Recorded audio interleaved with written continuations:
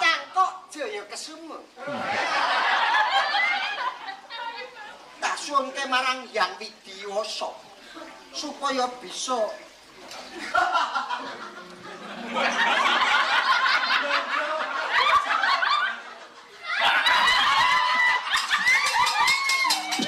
Yata laruta saking kutha sang Kurukula yen tandulusa sang Sri amangku sang Dyautama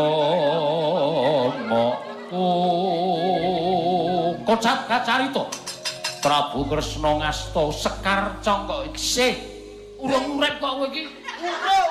Aku wis pengen urip. Ayo Ya, tak madhep. kaneh lah kok madhep mati kok pindah-pindah Malah koyo ngarep. Mancing-mancing ya. heeh wis Bengi-bengi. kocap kacarita Prabu Kresna sigra ngasta Sekar Cangkok Wijayamulya kaungkulaken wonten mestakanipun Dewi Sembadra saknalika grekah kaya wungu saka nendra sang Dewa Sembadra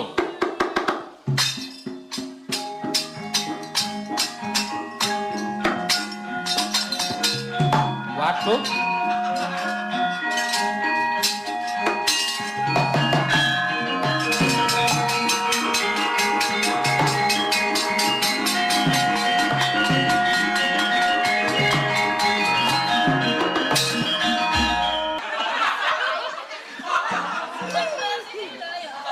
Aja pati-pati bali.